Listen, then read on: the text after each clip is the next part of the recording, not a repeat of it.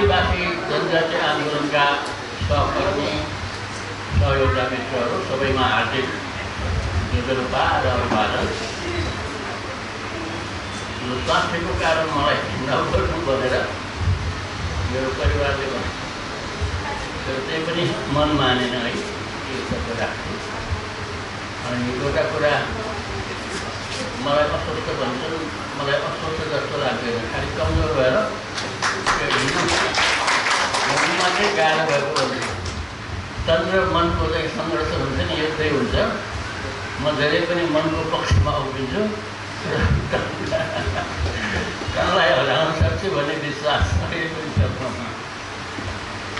अब संक्षेपमा आदिवासी जनजाति आन्दोलनबारे साथीहरूले भनिसक्नुभयो। अब एउटा कुरा जस्तो आदिवासी जनजाति राष्ट्रिय आन्दोलन गठन पश्चात मलाई अध्यक्ष बनायो। झन्डै झन्डै सर्वमान्य जस्तो होइन, सबैले वैरागी खाना जस्तोले, सत्यमन राई जस्तोले सबैले तपाईँकै नेतृत्वमा अब आन्दोलन उठ्नुपर्छ, उठाउनुपर्छ, आन्दोलनको विकल्प छैन भन्यो। हामी लाग्यौँ होइन। तर त्यही पनि विभिन्न कारणले गर्दाखेरि त्यो आन्दोलन फेरि सशक्त, सुरुमा जसरी सशक्त हुन लागेको थियो अहिले त्यो सशक्त छैन।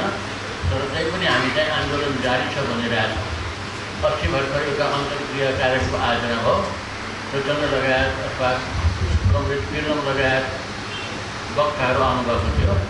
उहाँहरूले झन्डै नै हाम्रा सबै मागहरूको पक्षमा बोलेर जानुभएको थियो। प्रचण्डले समेत, प्रचण्डलाई सबैले चाहिँ कसैले चाहिँ ठोक्कालिएको, कसैले बेइमानी गरेको, कसैले के भनेको भनेर आरोप गरिरहेको थियो।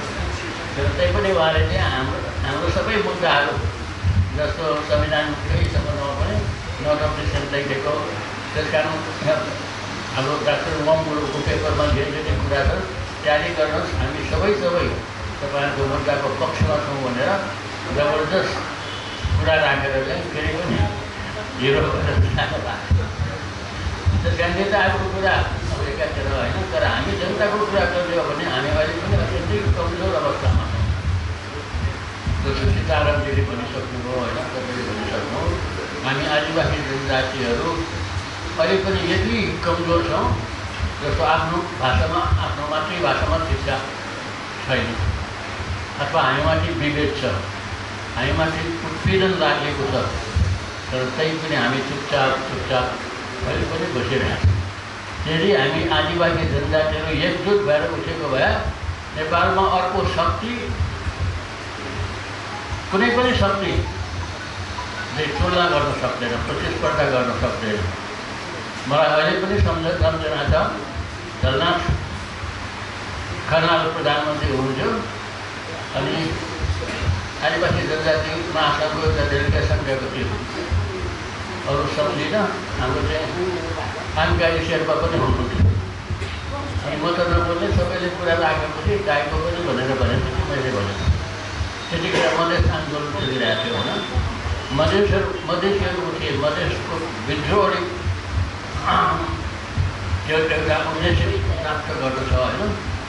मधेसीहरू उठ्यो, उहाँहरू एउटा शक्तिको रूपमा चाहिँ स्थापित हुनु पुग्यो।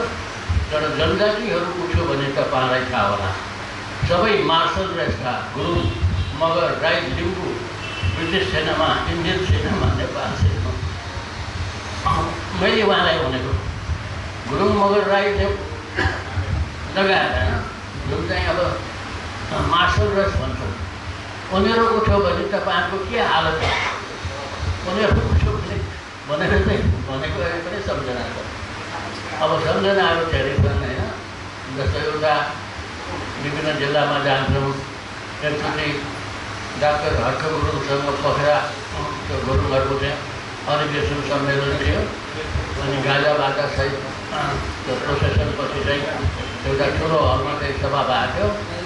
अनि डाक्टर साहबले अब गाजा बाजा नाच छोड्नु पर्यो, उत्पीडन छ, विभेद छ, हामीमाथि शोषण छ, त्यस कारण बजाउने मात्रै होइन, नाच्ने मात्रै होइन, अब राजनीतिक कुरा पनि गर्नु पऱ्यो, आफ्नो अधिकारको कुरा पनि राख्नु पऱ्यो भनेर भन्नुभयो।